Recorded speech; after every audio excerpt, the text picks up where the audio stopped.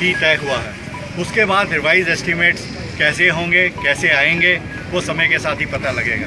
मैंने आपके रिप्रेजेंटेटिव्स के साथ को ये सब बात सुबह भी एक्सप्लेन की थी और उन्हें कहा था कि आप वेट कीजिए और जब तक सरकार से कुछ, केंद्रीय सरकार से हमें कुछ आंसर नहीं आ जाता, तब तक आप जो भी प्रोटेस्ट करना है शांतिपूर्वक ढंग से कीजिए और यूनिवर्सिटी के कार्य में कोई विघ्न नहीं डालिए प्लीज़। अभी भी मेरी आपसे यही गुजारिश है कि आप यूनिवर्सिटी के कार्य में कोई विघ्न नहीं डालिए, इंतज़ार कीजिए। रही बात फ़ीस की, लास्ट डेट ऑफ फीस की, वो एक्सटेंड की जा सकती है, वो कर भी दी जाएगी।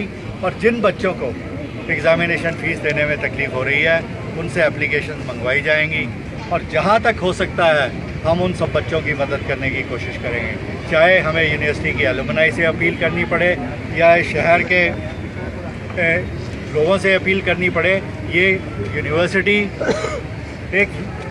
जब ये शहर क्रिएट किया गया तो इस शहर में सिर्फ दो ही चीज़ें होती थी, या एक प्रशासन होता था या बच्चों के पढ़ाई के लिए यूनिवर्सिटी और कॉलेजेस क्रिएट किए। असेंबली बनने से भी पहले सबसे पहले जो बिल्डिंग इस शहर में आई वो पंजाब इंजीनियरिंग कॉलेज था 1953 में। उसके बाद कॉलेज आए, गवर्नमेंट कॉलेज जो 23 सेक्टर से शुरू होकर बाद में 11 सेक्टर में 3 कॉलेज खोले गए। 1956 से यहाँ university I.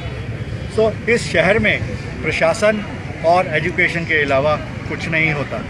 The only thing that this city produces is human resource, and that human resource is all of you put together, or your colleagues who are enrolled in different departments and different institutions of the university. तो आप थोड़ा सब्र रखिए, केंद्रीय सरकार देख रही है क्या हो रहा है। हाई कोर्ट ने भी मुझे कहा है कि आके बताया जाए कि यूनिवर्सिटी की फाइनेंशियल स्टेटस का क्या हालत है। मैंने वो डॉक्यूमेंट का ड्राफ्ट ऑलमोस्ट तैयार कर लिया है। मेरी उम्मीद है कि 23 तारीख तक वो डॉक्यूमेंट तैयार हो जाएगा और मैं वो केंद्र सरकार को प्रेजेंट कर दूंगा। उस डॉक्यूमेंट की copy I have offered to share it with all of you. इसलिए इस सब की बैकग्राउंड में मेरी आप सबसे यही गुजारिश है। मैं भी आप जैसा ही था 40 साल पहले, मैं कोई इससे डिफरेंट नहीं था। मेरी आप सबसे ये गुजारिश है कि नज़ाकत, समय की नज़ाकत को समझिए। आप अपना प्रोटेस्ट जारी कर रखिए। मैं ये नहीं कह रहा कि आप प्रोटेस्ट जारी नहीं रखिए, प्रोटेस्ट जारी रखिए, पर ऑब्स्ट्रक्शन मत आने दीजिए। ऑब्स्ट्रक्शन आएगी तो उससे सबको तकलीफ़ होगी।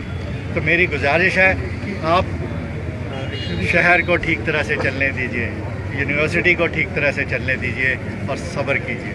सर क्वेश्चन है सर।